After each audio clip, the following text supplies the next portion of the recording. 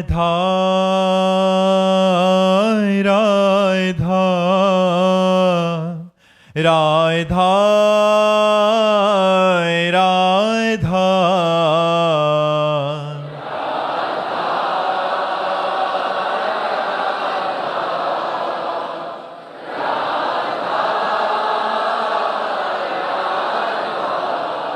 हाय राधा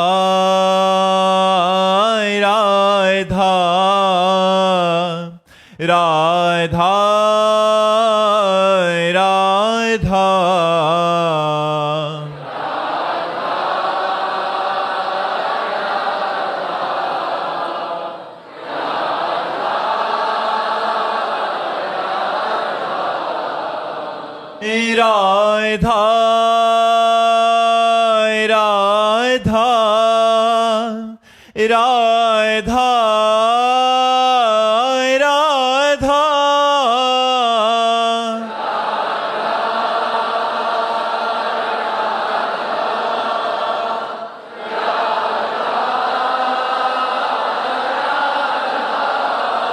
हाय राधा राधा राधा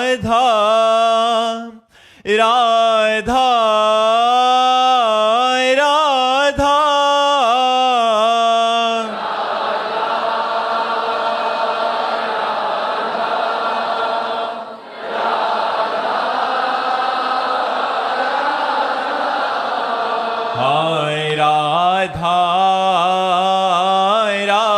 राधा राधा राधा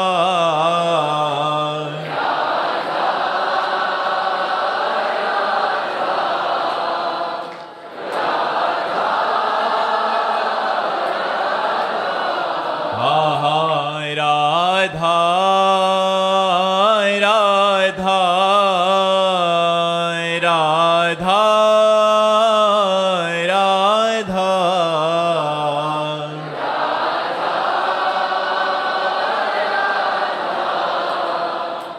राधा राधा श्री राधा वल्लभ लाल की, समस्त संत हरि भक्तन की, श्री वृंदावन धाम की, श्री सद्गुरुदेव भगवान की। वर्षा जी राजस्थान से। राधे राधे महाराज जी। महाराज जी, अगर कोई साधक व्रत एवं उपवास मन को नियंत्रण करने के लिए करता है तो ये शरणागति में बाधा तो नहीं है? ऐसी स्थिति में साधक को क्या करना चाहिए महाराज जी? नहीं, ये तो हम अपने मन को पवित्र करने के लिए संयम में लाते हैं कि हमको ये नहीं पाना, ये नहीं पाना, इतना पाना है, ऐसे चलना है। प्रारंभिक है, इसका कोई ज्यादा महत्व तो नहीं है, इसका कोई खास महत्व तो नहीं है। सात्विक भोजन भगवान को अर्पित करके अल्पाहार किया जाए तो इससे हमारे मन पर काबू होने में बड़ा सहयोग मिलता है। क्या इस चक्कर में ना पड़ना चाहिए कि मुझे दूधाहार रहना, मुझे फलाहार रहना, मुझे ये त्याग करना, मुझे वो त्याग करना है।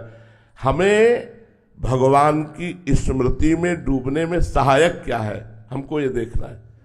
अगर हम अल्पाहार करके भजन में खूब तन्मय है तो हमें अल्पाहार करना चाहिए। अगर हमें भोजन की याद आती तो हम 4 रोटी नमक दाल जो मिला खा लिया और खूब भजन किया। प्रधानता भजन की है, प्रधानता इस तरह के जो ये प्रारंभिक साधक करते हैं, करना भी चाहिए, लेकिन प्रधानता भजन की पुष्टता के लिए स्वल्पाहार और सात्विक भोजन, अब वो चाहे रोटी दाल हो, चाहे फल फूल हो, जो भी तुम्हें प्राप्त हो जाए। भगवत प्राप्ति के उपासक को चाहिए कि हमारा जो सबसे बड़ा बंधन है, विक्षेप है, वो इच्छा। इसीलिए हमारे यहाँ माधुकरी वृत्ति संतों को और गृहस्थ को धर्म से कमाए हुए धन के द्वारा प्राप्त अन्न अल्पाहार कहा गया है। 4 रोटी की भूख है तो 2 रोटी खा लो और खूब भजन करो। भजन करने के लिए ज्यादा ऐसा कोई व्यवहार, हमें ये ध्यान रखना, जीवन भर ध्यान रखना है। अब तो भगवान के विधान के अनुसार जैसा भगवान चलावे वैसा हो गया, महलों में रखे चाहे झोपड़ी में बांध दें। जीवन भर इस बात का ध्यान रखते रहे हैं कि इसके बिना हम रह सकते हैं कि नहीं। हम भगवान के चिंतन के बिना नहीं रह सकते और सबके बिना रह सकते। जीवन में कई कई दिन भोजन न मिलने पर भी भजन में कोई विक्षेप नहीं। हम उपवास आदि करें, पर यह ध्यान रखते रहे कि अधिक धन वाली वस्तुओं का अगर हम सेवन करेंगे, खाएंगे, पिएंगे, तो फिर हमारे भजन में, नवीन साधना में फिर उन्नति नहीं होगी। और जब साधन परिपक्व हो जाता है तो भगवान जैसे चाहे वैसे रखे, महलों में रखे, चाहे झोपड़ी में बांधते, उनका खेल है। धीरज शर्मा जी हिमाचल से। राधे राधे महाराज जी। महाराज जी, क्या ज्ञान मार्ग और भक्ति मार्ग एक साथ चल सकता है? नहीं, थोड़ी दूर तक, इसके बाद नहीं। क्योंकि जो सांख्य योग है, जो वेदांत दर्शन है, जो ज्ञान मार्ग है, वो मैं की सिद्धि है, अहम की सिद्धि है। अहम की परिपक्व अवस्था का नाम वेदांत दर्शन है। अहम ब्रह्मास्मि, शिवोहम। और हमारा जो भक्ति मार्ग है, इसकी सिद्धि है दासोहम। चाहे जो भी भाव हो, सख्य भाव हो या वात्सल्य भाव हो, गोपी भाव हो या सहचरी भाव हो, सब में दासोहम है, दासता है। प्राण प्यारे स्वामी की मन मन की रुचि जान नेह विधि अनुसरें। यहाँ की सिद्धि है अपने इष्ट के मन की बात जानकर पहले से इष्ट को आज्ञा नहीं करनी पड़ी। मन मन की रुचि जान नेह विधि अनुसरें। प्रेम विधान के अनुसार अपने इष्ट के मन की बात जानकर पहले ही सेवा का विस्तार कर दिया। बढ़े हो आनंद मोद सबके, महाप्रेम सुरंग रंगी, और न कछु सुहाय तिनको जुगल सेवा सुख पगी। निष्देव से जानत ना ही सजनी, एक रस भींजी है, एक रस सेवा रस में। और ज्ञान मार्ग में संपूर्ण चराचर जगत को अपनी आत्मा में देखना। संपूर्ण चराचर जगत में जब हम मैं को देखते हैं कि मैं ही विराजमान हूं, सब मेरे में मैं, तो ये तो हमारे स्वामी का आदेश है।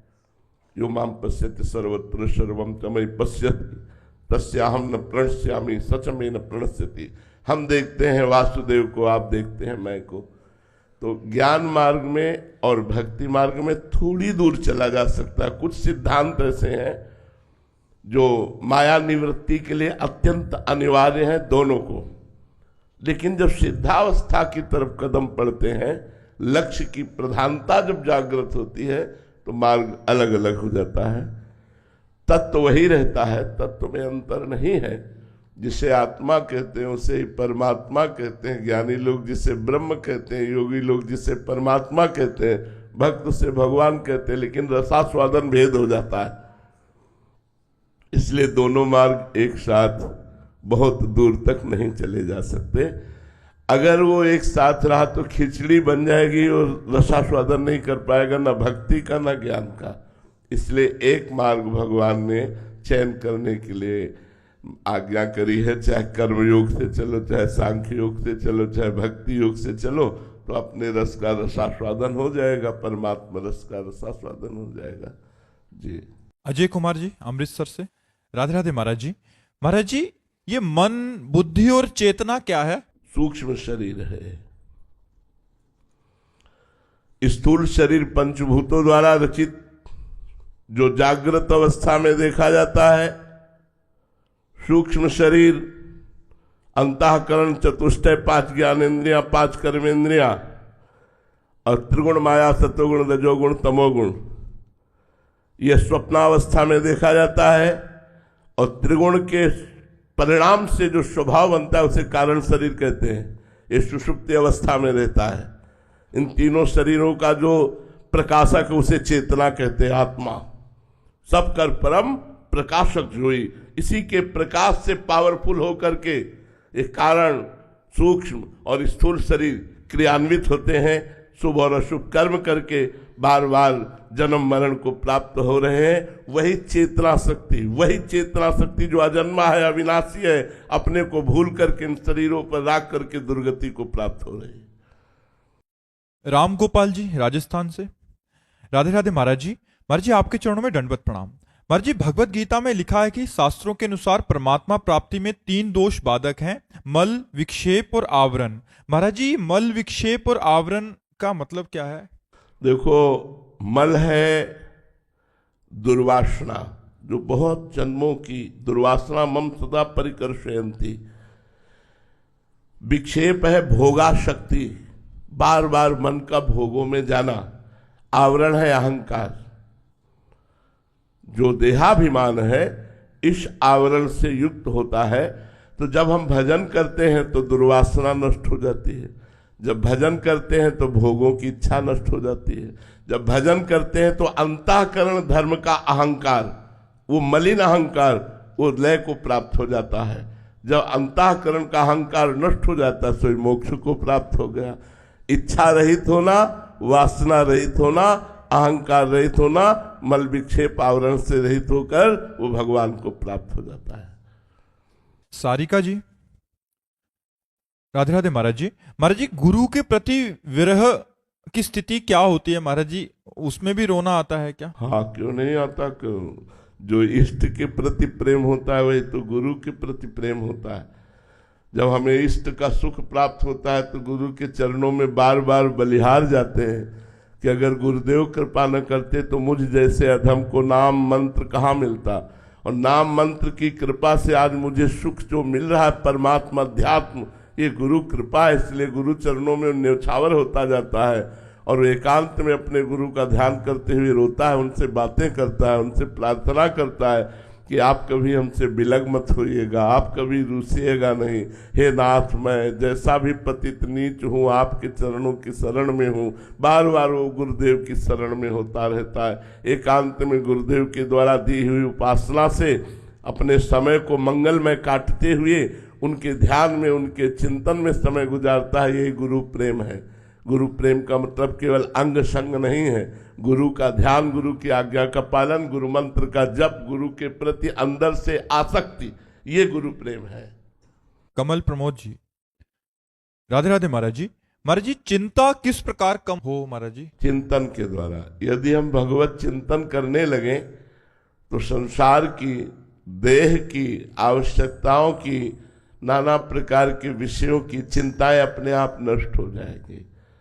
भगवान का चिंतन, हरि स्मृति, सर्व विपद विमोक्षण। भगवान का स्मरण समस्त विपत्तियों का, समस्त चिंताओं का, समस्त शोकों का नाश कर देता है। इसलिए हमारी सबसे प्रार्थना है, चिंता, भय, शोक, विषाद, वासनाएं, ये सबके हृदय में है। सबके हृदय में जो जितना अध्यात्म से जुड़ेगा वो उतना ही बच पाएगा। नहीं तो चिंता, भय, शोक, विषाद और वासना, दुर्वासना, ये सबके हृदय को खींचती रहती, जलाती रहती है। पर जीव किंचन मात्र जहां सुख नहीं है, ऐसे विषयों में भूला हुआ सुख का अनुभव करने के लिए और चिंता, शोक, भय को बढ़ाता चला जाता है। हम सोचते हैं कि धन से सुख शांति मिल जाएगी, नहीं हुई। भोगों से सुख शांति, आप सब है, आपके पास आवश्यकता के अनुसार भोग है, लेकिन क्या आप शांत हैं? क्या आप निश्चिंत हैं? क्या आप निर्भय हैं? क्या आप निशोक हैं? नहीं है। जब तक भगवान की शरण में नहीं जाओगे, भगवान का चिंतन नहीं करोगे, तब तक चिंताओं से मुक्त नहीं हो सकते। प्रणत कामदम पद्मजार्चितम धरणि मंडनम ध्येय मापदि। जो इनके चरणों की शरण में हो जाता है उसकी समस्त चिंताएं मिटा देते हैं। चिंतामणि है। चिंतामणि प्रणमताम ब्रज नागरीणाम चूड़ामणि कुलमणि वृषभानु। अगर हम श्री श्यामा श्याम की शरण में हो जाते हैं, प्रतिपल श्यामा श्याम श्यामा श्याम कहते हैं, तो आप देख लीजिएगा कोई चिंता ही नहीं रह जाएगी। जो चाहत है नित्य सुख, अरु मन को विश्राम, हित ध्रुव हित सो भजत रहो, पल पल श्यामा श्याम श्यामा श्याम। सबसे बड़ी साधना, आराधना, उपासना, अध्यात्म, भगवत चिंतन होना है। गीता जी में प्रधानता चिंतन की कही, अनन्य चिंतन तो माम अनन्य चेता सततम यो माम स्मृति नित्य सा। जगह जगह देखो चिंतन की बात कही गई। संपूर्ण गीता जी सुनने के बाद जो शोकग्रस्त विषादग्रस्त अर्जुन जी थे, उन्होंने कहा नष्टो मोहा स्मृति लब्धा तत्प्रसादान में अच्युता।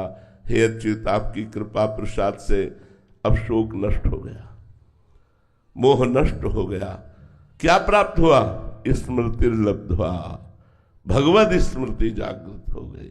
इसलिए हमारी प्रार्थना है, सबसे धन पद भोग विषय ये तुम्हारे हृदय को शीतल नहीं कर पाएंगे, क्योंकि तुम अविनाशी भगवान के अंश हो।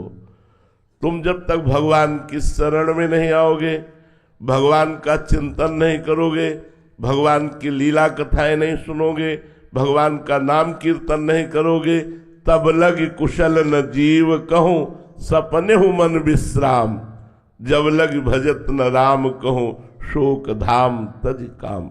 इसलिए चिंताओं का नाश करने के लिए चिंतामणि भगवान का नाम पायो, नाम चारु चिंतामणि, उर करते न खसई हो, अबलो नसानी अब ना नसई हो। पा गया चिंतामणि प्राप्त। क्या पायो? नाम चारु चिंतामणि, उर करते न खसई हो। अब हृदय रूपी हाथ से नाम रूपी चिंतामणि को छूटने नहीं दूंगा।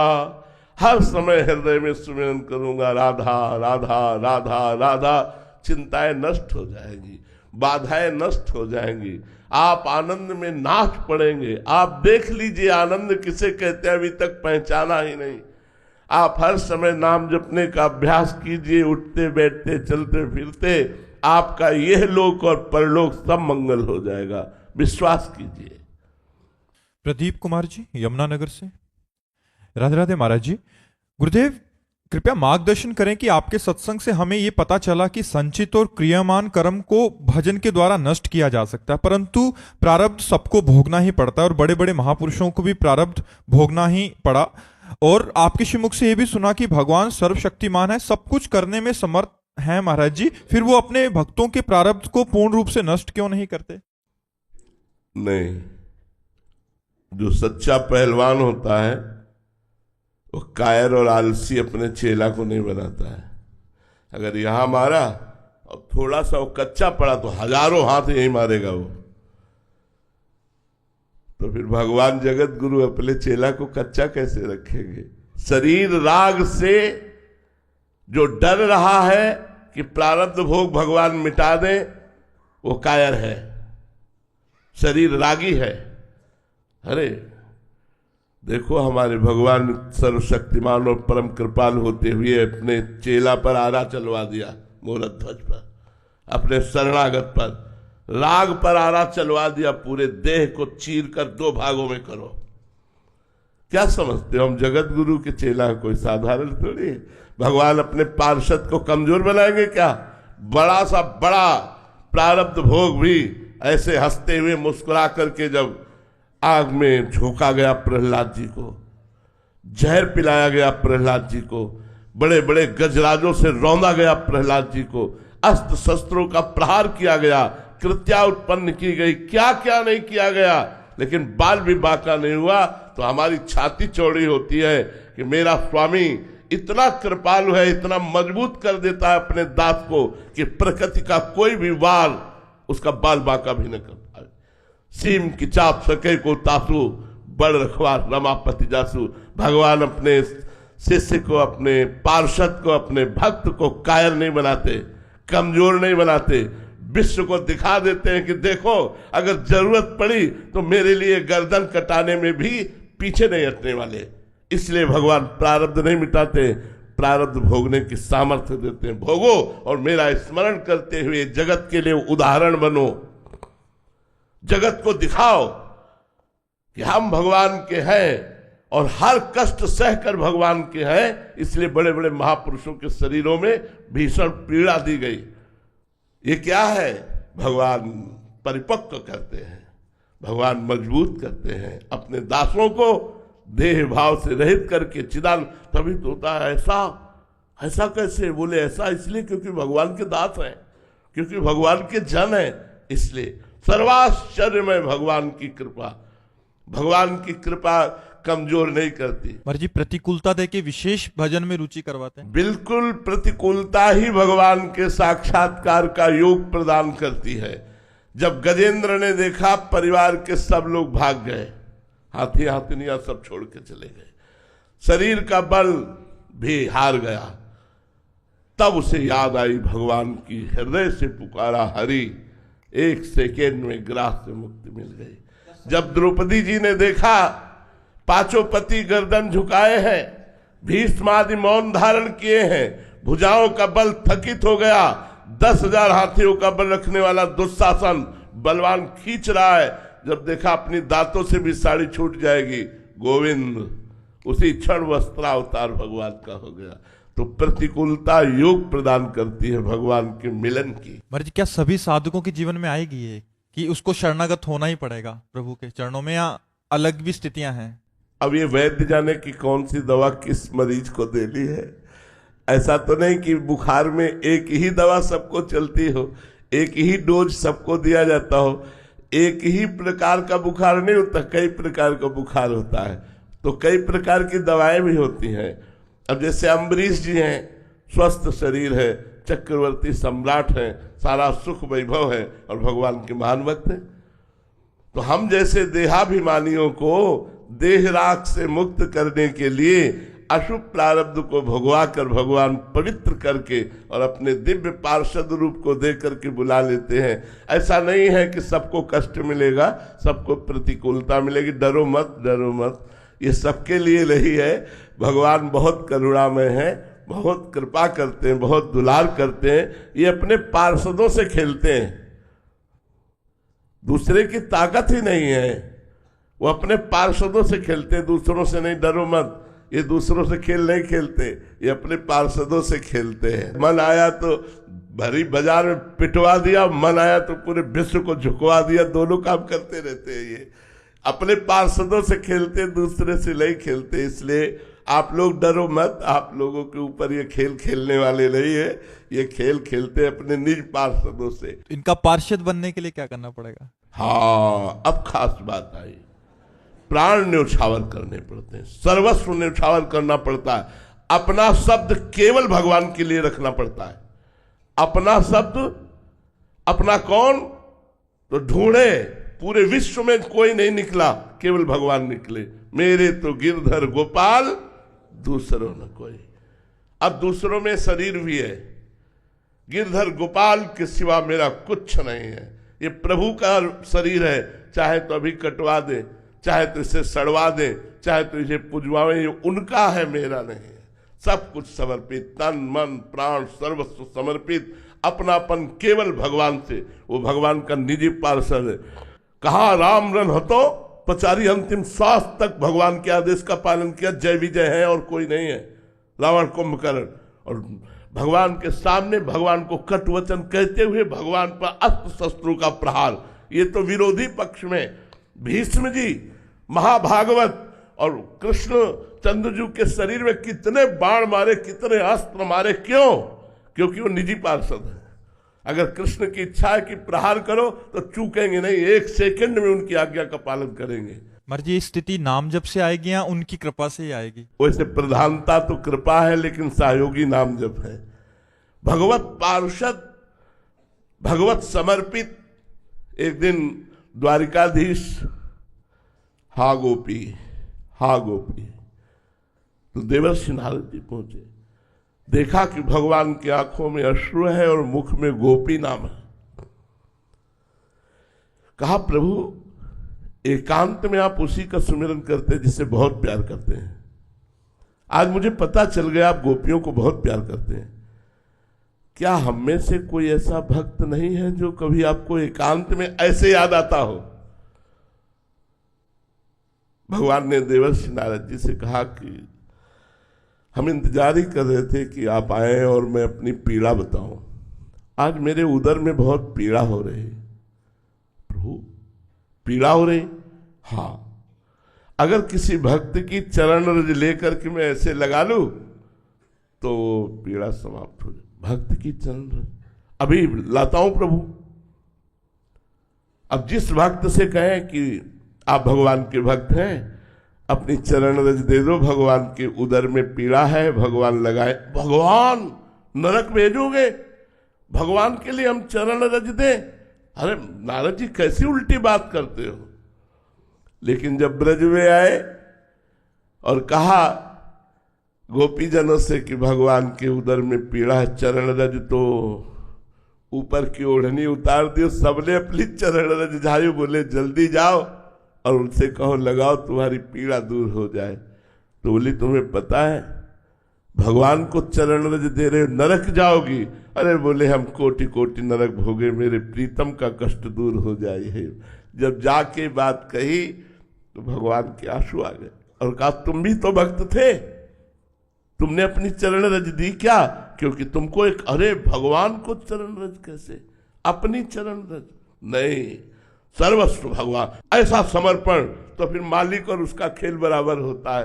ये भगवान के पार्षदों का खेल है, साधारण का खेल नहीं है। ऐसा मत समझो कि बड़े बड़े, देखो उड़िया बाबा के गड़ा से चलवा दिए, 6-6 इंच गड़ा सा फव्वारा, ओम और अंतर ध्यान होंगे। वो अपने पार्षदों के साथ जो तांडव खेलते हो, दूसरा थर्रा जाएगा, इसलिए घबराओ मत, तुम पार्षद नहीं हो। पार्षद बनने के लिए तैयारी थे, सब कोई कमांडो नहीं बन जाता। इसीलिए भगवान के पार्षद हैं संत जन, भक्त जन, जो सिद्ध पुरुष हैं, पार्षद हैं। हाँ, क्या क्या नहीं हुआ, आप भक्तों के चरित्र पढ़ करके देखिए। और भगवान उनके अधीन हो जाते हैं, उनके चरण दबाते हैं, उनकी आज्ञा का पालन करते हैं अपने भक्तों की। ऐसा प्यार कौन करने वाला है? अखिल ब्रह्मांडों का स्वामी हाथ जोड़े खड़ा रहता है अपने भक्तों के सामने।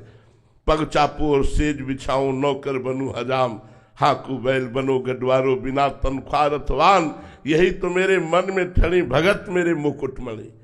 अपनो परण विसार, भगत को पूरो परण निभाऊं, जाचे जाचू कहे तो बेचे से बिक जाऊं। और क्या कहूं घनी, जैसे पतिव्रता नारी घनी, भगत मेरे मुकुटमणि। ऐसी थोड़ी भक्ति का मार्ग भगवान का मार्ग है। तो आप लोग मत डरे, इतनी भयानक प्रतिकूलता आपको नहीं देंगे। देखो गुरु अर्जुन देव जी को तप्त तवे पर जलते हुए बैठाल करके तप्त बालू डाली जा रही हो, क्या कह रहे? तेरा किया मीठा लागे। ये गुरु गोविंद सिंह के दोनों लाडलों को दीवार पे चुनाया जा रहा है, लेकिन आह नहीं निकल रही। ये है निज पार्षदों का खेल।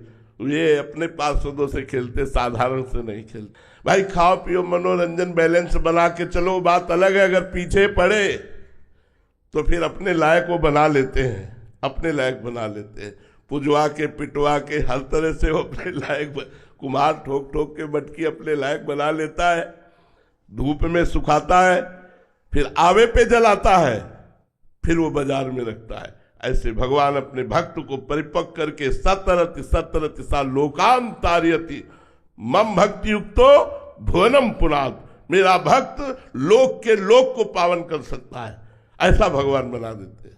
श्री राधा वल्लभ लाल की।